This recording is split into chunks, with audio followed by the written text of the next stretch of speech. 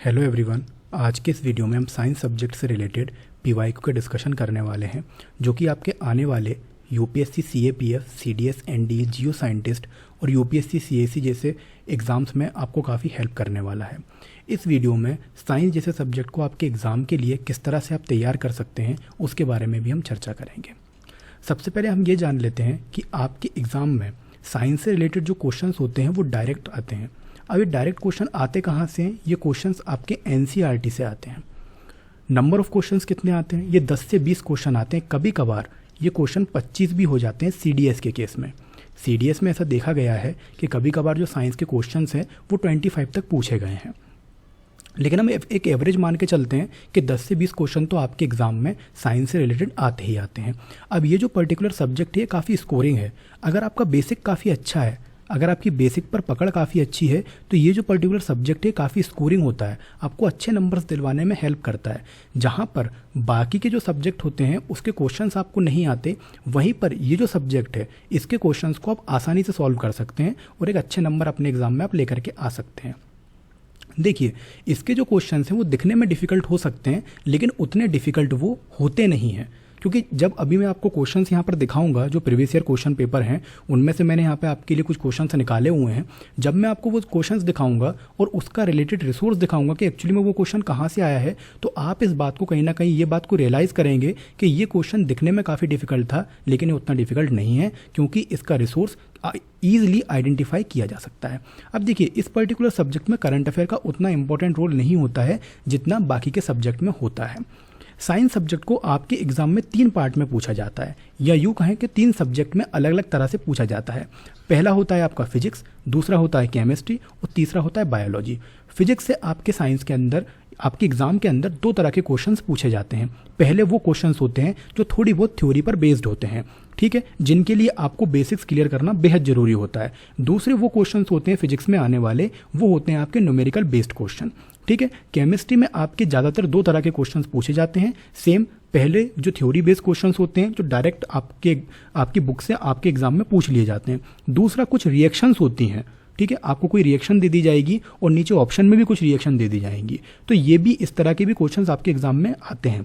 Biology से direct आपके exam में क्वेश्चंस पूछे जाते हैं। एग्जाम्पल्स हम आगे अभी देख लेंगे। अब देखिए, सबसे मुश्किल टास्क होता है फिजिक्स, केमिस्ट्री और बायोलॉजी को तैयार करना, क्योंकि ऑलरेडी आपके पास बहुत सारे सब्जेक्ट होते हैं जिन पर आपको बहुत अच्छे से ध्यान देना होता है, और ऊपर से ये 3 सब्जेक्ट और होते हैं जो कि आपके एग्जाम में अच्छे खासे क्वेश्चंस लेकर के बैठे हुए होते हैं। इनको तैयार करने का जो एकमात्र रिसोर्स है वो है आपकी एनसीईआरटी। अगर आप एनसीईआरटी को अच्छे से कर लेते हैं तो आप ये मान लीजिए कि लगभग में 99% जो क्वेश्चन है वो आपके साइंस के बिल्कुल बाहर नहीं जाएंगे और आप 100% तरीके से उन क्वेश्चन को बिल्कुल सही करके आने वाले हो।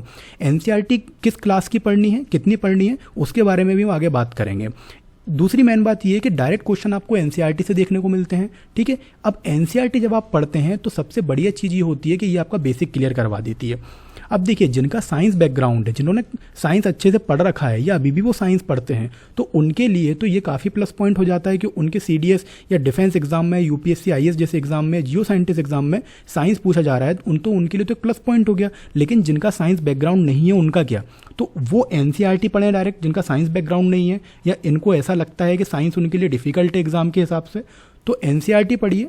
एनसीईआरटी आपका बेसिक क्लियर करेगी और बेसिक से ऊपर क्वेश्चन नहीं आता है। साइंस और नॉन साइंस बैकग्राउंड दोनों ही तरह के स्टूडेंट्स के लिए एनसीईआरटी काफ़ी ज़्यादा इंपॉर्टेंट है। हम बात कर लें कुछ आईएमपी टॉपिक्स की, तो चाहे वो फिजिक्स हो या केमिस्ट्री हो या बायोलॉजी हो, इन किताबों के अंदर जितने भी चैप्टर्स हैं वो सारे चैप्टर्स आईएमपी हैं। अब यहाँ पर हम बात करेंगे या तो ओल्ड एनसीईआरटी या न्यू एनसीईआरटी। हमेशा कन्फ्यूज़न रहता है कि सभी चैप्टर हम पढ़ लेंगे तो हम ओल्ड एनसीईआरटी के पढ़ें या न्यू एनसीईआरटी के पढ़ें। तो देखिए, यहाँ पर क्या हुआ है कि जो न्यू एनसीईआरटी अभी बनी हुई हैं, न्यू एनसीईआरटी अभी जो बनी हुई हैं, उन न्यू एनसीईआरटी में कुछ चैप्टर्स को रिमूव कर दिया गया है जो कि ओल्ड एनसीईआरटी में है। अब जिन चैप्टर को हटाया, जिसमें सबसे बड़ा एग्जांपल है डाइवर्सिटी, तो कुछ टॉपिक्स उसमें से हटा दिए गए हैं। तो वो पर्टिकुलर जो चैप्टर है, आपका जो टॉपिक है, उससे सीडीएस 2025 में आपके क्वेश्चन आए हुए हैं। और सिर्फ सीडीएस 2025 में क्वेश्चन नहीं आए हैं, सीएपीएफ में भी आया हुआ है क्वेश्चन, और उसके पहले भी लगातार क्वेश्चन आते रहे हैं, क्योंकि वो जो पर्टिकुलर चैप्टर है वो आईएमपी है, ठीक है। तो इस वजह से मैं यहाँ पर आपसे कहूँगा कि आप ओल्ड एनसीईआरटी को ही अपने एग्जाम के लिए पढ़िए, क्योंकि ओल्ड एनसीईआरटी में ऐसा नहीं है कंटेंट का बहुत ज़्यादा अंतर है, नहीं, इसमें कुछ चैप्टर्स हटाए गए हैं, कुछ चैप्टर को डिलीट कर दिया गया है। अब वो चैप्टर आपके लिए आईएमपी हैं, ठीक है। जो बच्चे 9, 10, 11, 12 पढ़ते हैं ना, उनका क्या होता है कि जो चैप्टर 9, 10 से हटाए हुए हैं वो उनको 11th एंड 12th में मिल जाएंगे, लेकिन आपके साथ ऐसा नहीं है, आपको 9, 10 का पढ़ना ही है, तो वो पर्टिकुलर चैप्टर आप ओल्ड एनसीईआरटी से पढ़ो, ठीक है। लेकिन सारे चैप्टर्स आपको नहीं पढ़ने हैं, आपको वही चैप्टर्स पढ़ने हैं, वही टॉपिक पढ़ने हैं जो आईएमपी हैं आपके एग्जाम के लिए। इसका मतलब यहाँ पे क्या हो गया कि फिजिक्स, केमिस्ट्री एंड बायोलॉजी के सभी चैप्टर्स तो आईएमपी हैं बुक के अंदर दिए हुए, लेकिन सिलेक्टेड टॉपिक्स ही आपको पढ़ने हैं, ठीक है। तो यहाँ से आप लोग ये समझ लीजिए कि आपको सब कुछ नहीं पढ़ना है, पर सिलेक्टिव पढ़ना है और एनसीईआरटी से ही आपको पढ़ना है। एनसीईआरटी अब मैं बताता हूँ आपको, 9th एंड 10th क्लास की एनसीईआरटी काफ़ी आईएमपी होती हैं, लेकिन क्या ये आजकल जो एग्जाम्स हो रही हैं उसके लिए इनफ है? नहीं, ऐसा नहीं है। कुछ questions 11th and 12th class की एनसीईआरटी से भी पूछे जाते हैं। इसका मतलब क्या हुआ? इसका मतलब यहाँ पे सीधा सा ये हुआ कि आपको 9th एंड 10th क्लास की एनसीईआरटी तो कंप्लीट पढ़नी है, लेकिन 11th और 12th क्लास की जो एनसीईआरटी है ना, उसके कुछ टॉपिक्स आपको पढ़ने हैं जो कि आपके एग्जाम के लिए आईएमपी है। एक एग्जाम्पल के तौर पे मैं आपको बताऊंगा, जैसे कि यूपीएससी सीएसी का जो एग्ज़ाम होता है, जो 2024 का जो एग्ज़ाम हुआ था, उस एग्ज़ाम में कुछ क्वेश्चंस 11th एंड 12th से आए हुए थे, ठीक है। अब जैसे कि सीएपीएफ का भी एग्जाम्पल अगर हम लोग लें, तो सीएपीएफ में भी जो क्वेश्चन पूछे गए हैं कुछ 2024 में जो पूछे गए हैं, वो भी आपके कहीं ना कहीं 11th एंड 12th क्लास से पूछे गए हैं। सीडीएस 2025 का एक क्वेश्चन है, मैं आपको आगे बताऊंगा उस पर्टिकुलर क्वेश्चन, वो भी आपका 11th क्लास की बुक से पूछा गया है। तो यहाँ पर ये बात क्लियर हो गई है कि 9th और 10th क्लास की जो एनसीईआरटी है वो आपके एग्जाम के लिए आईएमपी तो हैं, लेकिन 11th एंड 12th क्लास की एनसीईआरटी के कुछ टॉपिक्स आपके एग्जाम के लिए अब आईएमपी हो चुके हैं, तो आपको पढ़ना है। नोट्स आपको बिल्कुल नहीं बनाना है, क्योंकि बुक में से डायरेक्टली क्वेश्चन उठ करके आते हैं, ऑप्शन भी वहीं से आसपास से आपको दिख जाएंगे, तो हर एक लाइन लगभग में आईएमपी होती है। तो मतलब साइंस के लिए तो आपको नहीं बनाने हैं नोट्स, ठीक है, क्योंकि आप बाकी एग्जाम के तो बाकी पर्टिकुलर सब्जेक्ट तो नोट्स बना ही रहे हो ना, तो अब इसमें उतनी मेहनत मत करो, इसको डायरेक्टली पढ़ लो। अब हम बात करते हैं सबसे पहले क्लास 9th की। क्लास 9th में सबसे पहला सब्जेक्ट हम उठाते हैं फिजिक्स, और फिजिक्स के कुछ आईएमपी चैप्टर्स की हम बात कर लेते हैं जो आपके एग्जाम में पूछे जाते हैं। इसमें सबसे फेमस है साउंड आपके एग्जाम में पूछा ही जाता है, ठीक है। Force and laws of motion, ये आपके एग्जाम में पूछा ही जाता है। ग्रेविटेशन भी पूछा जाता है। चलिए तो हम एग्जाम्पल ले लेते हैं इसके कि कौन कौन से चैप्टर से किस तरह के क्वेश्चंस आते हैं आपके एग्जाम में। तो ये वाला क्वेश्चन देखिए, पहला वाला पढ़ के देखते हैं क्वेश्चन पूछ क्या रहा है आपसे। A body floats in a liquid if the buoyant forces. अब देखो यहाँ पर जो लीड है आपके लिए वो ये है। अब आप में से जितने लोगों ने भी एनसीईआरटी को अगर अभी रिवाइज कर रहे होंगे साइंस के लिए, तो वो बिल्कुल इजी इस पर्टिकुलर टॉपिक को आइडेंटिफाई कर पा रहे होंगे कि ये टॉपिक एक्चुअली में किस सब्जेक्ट का है और किस पर्टिकुलर चैप्टर से आया हुआ है। क्या ये उतना डिफिकल्ट है आइडेंटिफाई करना रिवीजन वालों को? क्या ये उतना डिफिकल्ट है आइडेंटिफाई करना जिनके एनसीईआरटी के बेसिक क्लियर हैं? तो वो सभी लोग बोलेंगे कि ये ग्रेविटी का क्वेश्चन है, डायरेक्ट ग्रेविटी से उठ करके आया है, लाइन बाय लाइन ग्रेविटी से उठ करके आया है। चलो ये क्वेश्चन तो उठ के आया, बाकी के भी देख लेते हैं। ये वाला क्वेश्चन देखो, क्वेश्चन नंबर 25 देखो, ये आपका सीधा उठ के आया है साउंड से। ये सीएपीएफ 2024 का क्वेश्चन है, ये आप देखो, मैंने आपको यहाँ पे बताया है, चैप्टर लिखा हुआ है, साउंड आईएमपी है। साउंड से पहली बार क्वेश्चन आया है क्या? नहीं आया है, साउंड से पहली बार नहीं आया है। साउंड से सीडीएस में भी क्वेश्चन पूछे जा चुके हैं, साउंड से एनडीए में भी क्वेश्चन पूछे जा चुके हैं, ठीक है, और साउंड से जियो साइंटिस्ट में भी क्वेश्चन पूछे जा चुके हैं। मतलब कहने का ये है कि एक एग्जाम में अगर क्वेश्चन पूछा जा रहा है तो दूसरे एग्जाम में रिपीट हो रहा है क्या? क्वेश्चन रिपीट नहीं होता है, वो जिस पर्टिकुलर टॉपिक पर बना हुआ है उस पर रिपीट होता है। अब क्या पता सीडीएस 2025 में ये क्वेश्चन पूछा गया है बायोन्ट फोर्स के ऊपर, तो हो सकता है इसी चैप्टर से सीएपीएफ 2025 में क्वेश्चन आ जाए, या हो सकता है कि सीएपीएफ 2024 में ये क्वेश्चन पूछा है साउंड के ऊपर, तो हो सकता है सीडीएस जो 2025 में भी होने वाला है उसके अंदर क्वेश्चन पूछ लिया जाए साउंड चैप्टर से। तो यहाँ पे संभावनाएं बहुत हैं। क्यों? क्योंकि यहाँ पर एग्जामिनर क्वेश्चन से या टॉपिक से ज़्यादा खेल नहीं सकता, वो वहाँ पर परमानेंट बने हुए टॉपिक्स हैं, आपको बस उन्हें पढ़ना है। एक बार हिंट मिल जाती है हमको पहले कि किस तरह के टॉपिक्स हमसे अब आगे पूछे जाने वाले हैं, ठीक है। इसलिए ओल्ड एनसीईआरटी को आप ज़्यादा पढ़ें, ये टॉपिक्स अच्छे से दिए हुए हैं। अगला क्वेश्चन देखो, 2 bodies of unequal masses are dropped from a tower at any instant they have equal. ये क्वेश्चन एनडीए 2025 में पूछा है। कहाँ से आया हुआ है? ये आपका आया हुआ है मोशन से। वर्क एंड एनर्जी, जिनको न्यूमेरिकल की प्रॉब्लम होती है ना, जो बोलते हैं कि यार ये न्यूमेरिकल एक्चुअली काफ़ी प्रॉब्लम क्रिएट करते हैं एग्जाम के अंदर, हम वर्ड्स वालों के साथ तो खेल जाते हैं लेकिन न्यूमेरिकल हमारे साथ खेल जाते हैं, तो उसके लिए सबसे बेहतरीन ये चैप्टर, ये जो पर्टिकुलर चैप्टर है ना, जितनी भी आपकी एसआई यूनिट वगैरह पूछी जाती हैं, जितने भी आपके न्यूमेरिकल टाइप के जो क्वेश्चंस होते हैं, ये सारे के सारे इसी चैप्टर से आ रखे होते हैं। ठीक है, तो आपको फिजिक्स के लिए जो कि 9th क्लास में आप पढ़ेंगे, उसके लिए आपको ये 5 चैप्टर करने हैं। ठीक है, अच्छे से आप करिए। क्वेश्चंस मैंने आपको एग्जांपल देके बता ही दिए हैं कि हर चैप्टर से कुछ ना कुछ क्वेश्चंस आ ही रहा है। अब हम बात करते हैं 9th क्लास की केमिस्ट्री के बारे में। केमिस्ट्री 9th क्लास में 4 चैप्टर आपको दिए हुए हैं। ये चारों चैप्टर अपने आप में आईएमपी हैं, लेकिन अगर मैं सबसे आईएमपी चैप्टर की बात करूं इन चारों में से, तो वो नीचे के ये 2 चैप्टर आईएमपी हैं। इन 2 चैप्टर से हर साल आपके किसी भी एग्जाम में क्वेश्चन आपको देखने को मिल ही जाएंगे। ठीक है, एग्जाम्पल के तौर पे हम बात कर लेते हैं। चलिए, तो ये देखिए सीएपीएफ 2024 का ये क्वेश्चन है। क्या पूछ रखा है 12 नंबर वाले क्वेश्चन में? 12 में ये पूछ रखा है the isotope of which one among the following element is used in the treatment of cancer. ठीक है, अब देखो यूरेनियम, कोबाल्ट एंड आयोडीन, ये तीनों अगर आप जब एनसीईआरटी उठाओगे ना 9th क्लास की, तो आपको तीनों दिख जाएंगे उस पर्टिकुलर पेज पे। ये इसीलिए पूछे गए हैं। हाँ, हालांकि 4th नंबर वाला जो ऑप्शन है ये वहां पर नहीं दिया हुआ है, लेकिन 3 तो दिए हैं, और 3 दिए हैं तो मैंने आपको शुरुआत में बोला था कि ऑप्शन भी नहीं बदलेगा, तो ऑप्शन भी सच में नहीं बदला। आंसर इसका बी वाला है। ठीक है, आया कहाँ से है वो भी चर्चा कर लेते हैं हम कि आया कहाँ से। ये आया आपका स्ट्रक्चर ऑफ एटम से। जैसा कि मैंने बोला कि ये दोनों चैप्टर आईएमपी हैं। इसका एक और क्वेश्चन देख लेते हैं अगर आया है तो। ये वाला क्वेश्चन देखो आप, क्वेश्चन क्या पूछा हुआ है? Which one of the following could not be explained by the Rutherford's nuclear model. CDS 2025 का क्वेश्चन है, लेटेस्ट क्वेश्चन है। कहाँ से आया होगा ये भी आपका सेम चैप्टर से क्वेश्चन आया हुआ है, इसी चैप्टर से आया हुआ है। अब आपको समझ में आया होगा कि ये दोनों चैप्टर कितने आईएमपी है। ठीक है, एक क्वेश्चन और देख लेते हैं। हमारे पास एक और क्वेश्चन है, ये वाला क्वेश्चन। अब देखिए डेल्टन्स एटॉमिक थ्योरी के ऊपर क्वेश्चन आया। देखो डेल्टन्स का जो एटॉमिक थ्योरी है ना, वो पहली बार नहीं आया हुआ है। 2019 की अगर आप बात माने तो 2019 से 2025 तक ये जो क्वेश्चन है सीडीएस, सीएपीएफ, एनडीए, जियो साइंटिस्ट, वो बहुत सारे एग्जाम में लगातार ये टॉपिक रहा है। तो ये क्वेश्चन पहली बार पूछा नहीं गया है। जो पीवाईक्यू को बहुत अच्छे से देखते हैं, जो अच्छे से जान रहे हैं, वो ये बात अच्छे से समझ रहे हैं कि ये टॉपिक काफ़ी आईएमपी है। ठीक है, और ये आया कहाँ से है? ये भैया यहाँ से आया हुआ है, एटम्स एंड मॉलिक्यूल से ये टॉपिक उठ करके आया हुआ है। तो इन दोनों चैप्टर्स को भी आपको अपने आने वाले एग्जाम के लिए देखना है, वो भी अच्छे से। ठीक है, अगला हम बात करते हैं बायोलॉजी के बारे में, 9th क्लास की। ठीक है, 9th क्लास बायो के बारे में हम बात करते हैं। इसमें तकरीबन आपको 5 चैप्टर मिल जाएंगे। और अगर मैं आपको बताऊं कि सबसे ज़्यादा आईएमपी चैप्टर्स कौन से हैं, तो एक ये रहा आपका आईएमपी, एक ये रहा और एक ये रहा।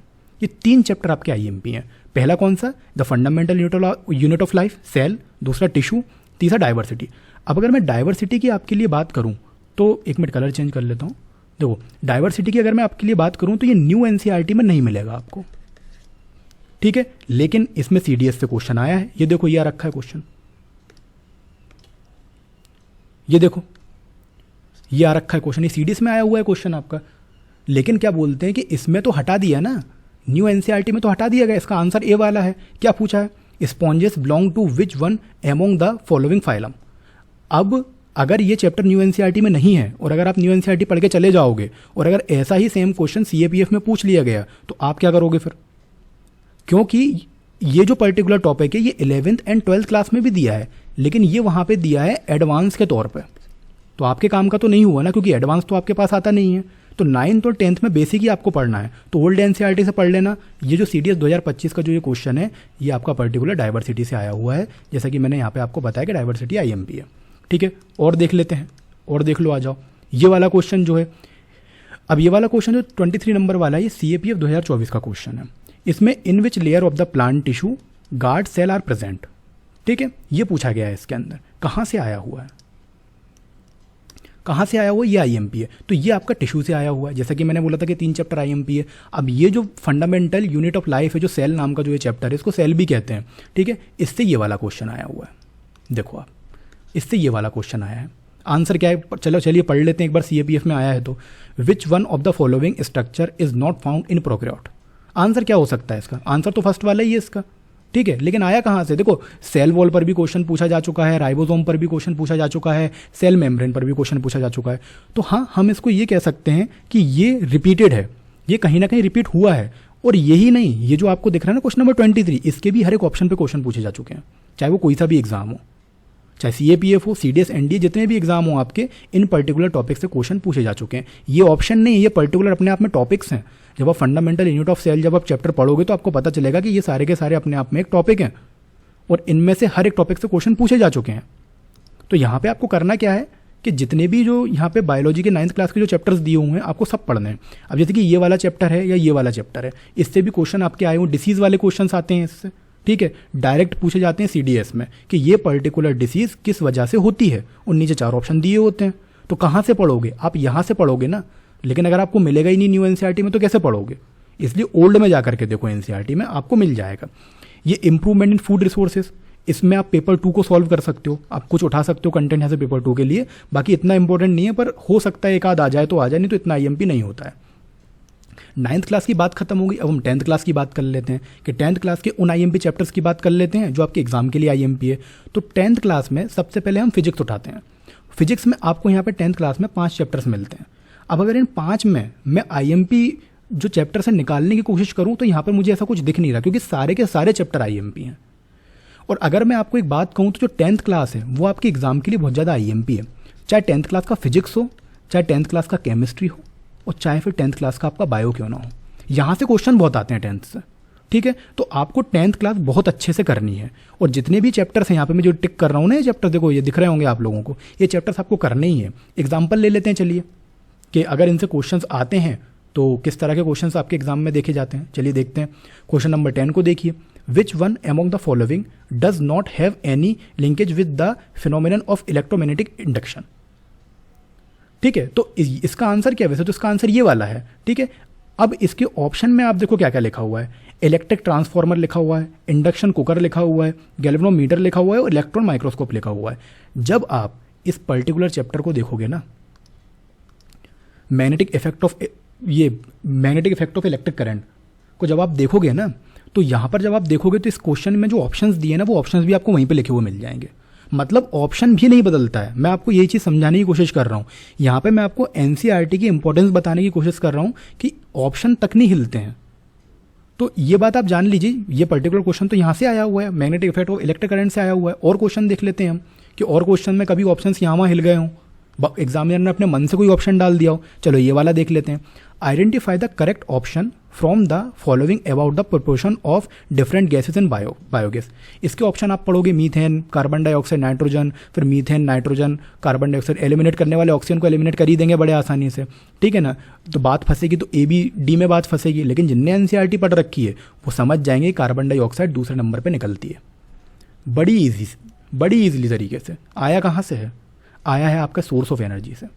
और ये पहला क्वेश्चन नहीं जो सोर्स ऑफ एनर्जी से आपके एग्जाम में पूछे, तुक्के से नहीं पूछा है। मल्टीपल टाइम इस तरह के क्वेश्चन सोर्स ऑफ एनर्जी से पूछे जा चुके हैं। एक आता है लेकिन आता जरूर है। और ऐसा नहीं कि इसके लिए आपको बहुत कुछ करना पड़ेगा, एक रीडिंग ले लो आपका काम हो जाएगा। आपको ज़्यादा कुछ करने की बिल्कुल ज़रूरत नहीं पड़ती है साइंस के अंदर। जितने आपको लफड़े बाकी सब्जेक्ट में करने की जरूरत पड़ती है ना, उतने आपको साइंस में करने की जरूरत नहीं पड़ती, क्योंकि एनसीईआरटी से कभी ऊपर नहीं जाता है। अगले चैप्टर्स देख लेते हैं, अगले क्वेश्चंस देख लेते हैं। ये वाला देखिए आप, if your image appears to be erect no matter how far you stand from a mirror the mirror is likely to be. CDS 2025 का क्वेश्चन है। कहाँ से आया होगा? ये क्वेश्चन आया है आपका इस वाले से, लाइट रिफ्लेक्शन एंड डिफ्रैक्शन। वैसे तो ये अलग अलग चैप्टर हैं, लेकिन न्यू एनसीईआरटी में इनको एक ही कर दिया गया है, ठीक है। अब देखो, इसको एक कर दिया गया है तो हो सकता है कि इसमें कुछ कंटेंट कट गया हो। तो आप दिमाग का काम क्या करो, इन चैप्टर को आप अलग अलग ही पढ़ना होले ओल्ड एनसीईआरटी से, क्योंकि इसमें सबसे ज़्यादा एप्लीकेशंस, एग्जाम्पल, यूजेस पूछे जाते हैं, ठीक है ना। प्लेन मिरर का यूज़ पूछ लिया जाएगा आपसे, ठीक है ना। तो इस तरह के क्वेश्चंस आपसे पूछे जाते हैं। तो ये सारे जो चैप्टर्स हैं ये आईएमपी हैं, इनको आप एक एक बार जरूर से पढ़ें। आपको फिजिक्स में किसी भी एग्जाम में अगर फिजिक्स आपका आ रहा है तो आपको प्रॉब्लम नहीं जाएगी। एक क्वेश्चन एनडीए का देख देते हैं अपन। ये एनडीए का क्वेश्चन है। अब देखो, ये एमीटर और ये वोल्ट मीटर से क्वेश्चन पूछा गया है आपसे। अब अगर आप इलेक्ट्रिसिटी चैप्टर को अगर आपने ठीक ठाक तरीके से पढ़ा होगा 10th क्लास की फिजिक्स का, तो ये क्वेश्चन आपको, मैं बता रहा हूँ आपको, ये क्वेश्चन आपको तीसरे या चौथे पेज के बाद देखने को मिल जाएगा इसका आंसर, विद डायग्राम। बढ़िया ब्यूटीफुल डायग्राम दिया हुआ है, बढ़िया शानदार तरीके से एक्सप्लेन किया गया है। आपको भटकने की कहीं जरूरत नहीं है, ऑप्शन भी चेंज नहीं है। अगला हम केमिस्ट्री देख लेते हैं, 10th क्लास का। अब हम केमिस्ट्री देखते हैं। केमिस्ट्री में लगभग में 4 चैप्टर आपके दिए हुए हैं इसके अंदर। अब चारों में सबसे आईएमपी चैप्टर्स हम छांट लेते हैं। देखिए, सबसे नंबर 1 पे केमिकल रिएक्शन एंड इक्वेशन। इससे हर साल क्वेश्चन आते हैं, और ऐसा नहीं है कि 1-2 क्वेश्चन आके रह जाते हैं। सीएपीएफ में बल्क में क्वेश्चन देखने को मिलते हैं। एसिड एंड बेस हर साल क्वेश्चन आते हैं, डायरेक्ट क्वेश्चन पूछे जाते हैं, ठीक है। किसी का फॉर्मूला पूछ लिया जाएगा या किसी का कुछ पूछ लिया जाएगा, ठीक है। इस तरह के क्वेश्चन आते हैं। और ये जो मतलब कि जो केमिकल नेम होते हैं ना, इनको देख के डरना मत आप। बुक में जाओ, बुक में देखो, आपको डायरेक्टली दिख जाएगा और वहीं से उठ करके आ रहा है वो। मेटल एंड नॉन मेटल, एक क्वेश्चन आता ही है आपका, carbon and its compound question आता ही है। अब चलो यहाँ पर अपन कुछ ऑप्शन, कुछ एग्जाम्पल्स देख लेते हैं। ये देखो CAPF 2024 का ये क्वेश्चन है, ठीक है। अब CAPF 2024 का क्वेश्चन हम इसको पढ़ लेते हैं। Which among the following is correct with respect to bond formation in an ethane molecule. अब इसका आंसर तो वैसे सी वाला है, ठीक है, इसका आंसर सी वाला है, कार्बन कार्बन ट्रिपल बॉन्ड। लेकिन ये आया कहाँ से?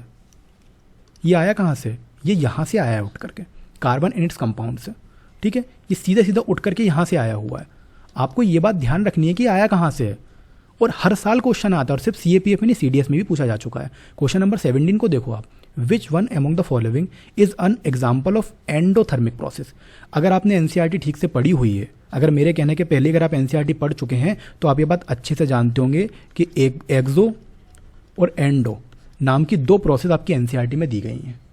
ये हीट से रिलेटेड कुछ है, अगर आपको याद आ रहा हो अच्छे से तो, ठीक है ना। तो अगर इतना ही अगर आपको याद आ गया कि यार हीट से रिलेटेड कुछ ना कुछ है, तो दिमाग वाला व्यक्ति क्या करेगा, 3 ऑप्शन इसमें से वैसे ही उड़ा देगा, ठीक है। और एक ऑप्शन बचेगा फोटोसिंथेसिस आपका। और ये भी जितने मैंने काटे हुए हैं ना पे क्रॉस लगाए, सारे के सारे आपको बुक में बिल्कुल लिखे हुए दिख जाएंगे आपको कि हाँ ये एंडोथर्मिक के एग्जाम्पल्स हैं, ये एक्सोथर्मिक के एग्जाम्पल है। CAPF 2024 में आया हुआ है। कहाँ से आया हुआ है, बुक क्या है, चैप्टर कौन सा है? ये चैप्टर है आपका कार्बन, ये केमिकल रिएक्शन एंड इक्वेशन से आया हुआ है, sorry chemical reaction and equation से क्वेश्चन सीधा आया हुआ है।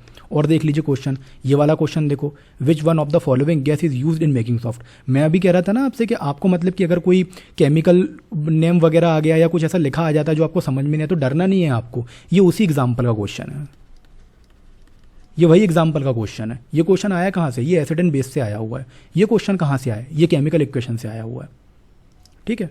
कहाँ से आए हुए हैं, वो वाला क्वेश्चन आपका एसिड एंड बेस से आया हुआ है, और उसके बाद वाला क्वेश्चन आपका केमिकल रिएक्शन एंड इक्वेशन से आया हुआ है। हर एक चैप्टर से क्वेश्चन है, हर एक चैप्टर से इक्वेशन है, सारा का सारा IMP है। एक बार पढ़ने पर अगर आपको अच्छी खासी हेल्प मिल रही है तो कोई बुराई नहीं होनी चाहिए। अब देख लीजिए आखिरी पार्ट है बायोलॉजी। 10th क्लास का बायो हम पढ़ने वाले हैं। बायो के अंदर लगभग में 10th क्लास में 5 चैप्टर्स हैं। कुछ चैप्टर्स न्यू NCERT में काट दिए गए हैं, कुछ चैप्टर्स ओल्ड NCERT से मैंने लिए हुए हैं, ठीक है। तो यहाँ पे लाइफ प्रोसेस है, कंट्रोल एंड कोऑर्डिनेशन है। कंट्रोल एंड कोऑर्डिनेशन 2 तरह के आप देखोगे वहाँ पे, एक प्लांट वाला देखोगे और एक देखोगे आप एनिमल वाला, ठीक है। प्लांट वाला भी देखोगे और एक देखोगे आप एनिमल वाला। तो यहाँ पर जो प्लांट वाला जो है वो ज़्यादा IMP है। प्लांट वाला आपको अच्छे से करना है, क्योंकि कन्फ्यूजिंग भी सबसे ज़्यादा यही है और IMP भी सबसे ज़्यादा यही है। एग्जाम में सबसे ज़्यादा पूछा भी यही जाता है, क्योंकि एनिमल वाला तो आप बड़ी आसानी से कर लोगे, लेकिन प्लांट वाले को करने में काफ़ी ज़्यादा दिक्कतें होती हैं, ठीक है। अगला चैप्टर कौन सा है आपका, हाउ डू ऑर्गेनिज्म रिप्रोड्यूस वाला चैप्टर है। इससे भी क्वेश्चन आते हैं, हेरिडिटी एंड एवोल्यूशन से भी आते हैं, और आर एनवायरमेंट उतना IMP नहीं है। लेकिन अगर आप पेपर 2 के लिए कर रहे हो CAPF के केस में, तो आप थोड़ा बहुत पढ़ सकते हो, क्योंकि इन्वायरमेंट ज़्यादा ही करंट में रहता है, थोड़े से क्वेश्चंस आते ही रहते हैं। लेकिन CDS, NDA, जियो साइंटिस्ट, इवन UPSC CSE के केस में ऐसा कुछ भी नहीं है। आप इस चैप्टर को ड्रॉप भी कर सकते हो, लेकिन बाकी के चैप्टर्स तो आपको करने ही पड़ेंगे। एग्जाम्पल देख लो, 22 नंबर वाला क्वेश्चन पढ़ते हैं चलो। इन विच ऑर्गेनिज्म डिड, ये मेंडल के ऊपर क्वेश्चन है, देखो, conduct the experiment to explain principle of inheritance, ठीक है। ये CAPF 2024 का क्वेश्चन है। कहाँ से आया होगा, अभी मैंने चैप्टर आपको बताया, ये यहाँ से आया हुआ है, हेरिडिटी एंड एवोल्यूशन से। ओल्ड NCERT देखना, आसानी से समझ जाओगे, ठीक है। न्यू NCERT में भी मिल जाएगा, लेकिन मैं तो कह रहा हूँ कि आप ओल्ड NCERT में देख सकते हो। 26 नंबर वाला देखो, in what form excess of glucose is stored in human body. अरे यार, इस पर तो कई बार क्वेश्चन आ चुका है, ठीक है, मल्टीपल टाइम इस पर क्वेश्चन आ चुका है। CAPF 2024 में क्वेश्चन आया, सरप्राइज होने की जरूरत नहीं, 23 में भी आया था, और मैं कह रहा हूँ कि CDS 23 में भी आ रखा है इस पर क्वेश्चन। कहाँ से है ये क्वेश्चन, किस पर्टिकुलर चैप्टर से क्वेश्चन आया हुआ है, ये किस पर्टिकुलर चैप्टर से आया, लाइफ प्रोसेस से आया। ये जो पर्टिकुलर चैप्टर है ना लाइफ प्रोसेस, ये काफ़ी IMP है, आप इसको कर ही लेना। अगर बायो 10th क्लास में अगर आप कुछ ना भी करो तो आप कम से कम 3 चैप्टर तो कर ही लेना। एक लाइफ प्रोसेस कर लेना, दूसरा कंट्रोल एंड कोऑर्डिनेशन कर लेना, और तीसरा कर लेना ये हेरिडिटी वाला। इनसे क्वेश्चन आपको देखने को मिलेंगे ही। देखो ये वाला क्वेश्चन देख लो आप एक बार, लो ये वाला देखो। अब ये क्या पूछ रखा है, following is not a plant hormone, which one among the following is not a plant hormone. तो इसमें सबसे एंड वाला आंसर हो जाएगा। CDS 2025 का क्वेश्चन है ये। कहाँ से आया हुआ है, मैंने आपको बताया ना कि 3 चैप्टर आप कर ही लो कैसे ना कैसे करके। ये यहाँ से पूछा गया हुआ है, काफ़ी IMP पार्ट है ये, ठीक है। ये यहाँ से पूछा गया, काफ़ी IMP पार्ट है ये, ठीक है। ये चैप्टर सारे IMP है, आप इसको छोड़ सकते हो। अगर आप लोग CDS, NDA, जियो साइंटिस्ट जैसे पेपर के लिए तैयारी कर रहे हो, अगर पेपर 2 CAPF के केस में लिखोगे तो इसको थोड़ा सा कर लेना, अदरवाइज इतना कंपलसरी ये वाला नहीं है। ठीक है। अब ये तो बात हो गई आपकी 9th और 10th की। मैंने आपसे वीडियो की शुरुआत में ये भी कहा था कि 11th एंड 12th से भी कुछ क्वेश्चंस आपके एग्जाम में पूछे जा रहे हैं, चाहे वो एग्जाम आपका CDS ही क्यों ना हो। CDS 25 का क्वेश्चन है, ये क्या आपका 9th-10th का है? नहीं, ये क्लास 11th का चैप्टर बायोमोलिक्यूल्स का है और बुक बायोलॉजी का है। ये आपका CAPF 2024 का क्वेश्चन है। क्या पूछ रखा है? Which one among the following biotechnology is applied to manufacture pharmaceutical product such as insulin, antibiotic and vaccine. ठीक है, एंटीबायोटिक एंड वैक्सीन ये पूछ रखा है इसमें क्वेश्चन में। तो अब आप मुझे बताइए कि 9th-10th का है क्या? नहीं, ये क्लास 11th है, चैप्टर इंट्रोडक्शन है एंड बुक बायोटेक्नोलॉजी है। ठीक है ना। तो आपको ये भी समझ में आ गया होगा कि अब जो एग्जाम का जो लेवल है वो सिर्फ 9-10 तक सीमित नहीं बचा है, कहीं ना कहीं 11th एंड 12th तक भी वो कोशिश कर रहे हैं कि आपसे कुछ क्वेश्चन पूछें। अभी 11th एंड 12th के क्वेश्चन उतने नहीं आए हैं आपके एग्जाम में, हो सकता है कि आने वाले एग्जाम्स में क्वेश्चन की मात्राएं बढ़ जाएं, नंबर बढ़ जाएं क्वेश्चंस के, ज़्यादा क्वेश्चन पूछे जाने लगे। तो उस केस में आप क्या करोगे? बेहतर है कि अभी आपको 11th एंड 12th के भी कुछ पर्टिकुलर चैप्टर्स को आपको पढ़ना शुरू करना चाहिए। ठीक है, पढ़ना शुरू करना चाहिए क्योंकि IMP, अब देखो मैं आपको एक एग्जांपल के तौर पे एक बात बताता हूँ कि ये जो क्वेश्चन है ना, इस तरह का जो क्वेश्चन है, ये एप्लीकेशन बेस्ड क्वेश्चन होते हैं। ठीक है, ये जो क्वेश्चन होते हैं ना, ये आपके UPSC में तो पूछे ही जाते हैं। UPSC CSE जो IAS का अपना एग्जाम होता है ना, उसमें क्वेश्चन पूछे 2024 में पूछा गया क्वेश्चन है, 2024 में क्वेश्चन पूछा है। कहीं ना कहीं CAPF के क्वेश्चन थोड़े से डिफिकल्ट होते हैं, लेकिन अब CDS भी वैसा ही रूप धारण कर रहा है एग्जाम में क्वेश्चन पूछने के हिसाब में। ठीक है, तो आज की वीडियो में इतना ही। जैसा कि वीडियो में मैंने आपको बताया कि आपको क्या क्या तैयारी करनी है अपने साइंस सब्जेक्ट को लेकर के, तो आप लोग बढ़िया तरीके से अपनी तैयारी कीजिए। जिनके एग्जाम पास में है वो लोग बढ़िया तरीके से रिवीजन कीजिए। CDS, NDA, जियो scientist, UPSC CSE IAS, even UPSC CAPF जैसे एग्जाम्स के लिए वीडियो आपकी हेल्प करेगा। ठीक है, अगर आपको मेरा बनाया हुआ वीडियो पसंद आया हो, मेरी दी हुई जानकारी आपको पसंद आई हो, तो आप प्लीज़ इस चैनल को लाइक कीजिए, शेयर कीजिए, सब्सक्राइब कीजिए, अपने दोस्तों के साथ इस चैनल को शेयर कीजिए और सब्सक्राइब कीजिए। मैं इस तरह के ही वीडियो आप लोगों के लिए लाता रहूँगा, जिससे एग्जाम को लेकर के आपकी जो डिफिकल्टी है वो दूर होती रहेगी। थैंक यू एंड जय हिंद।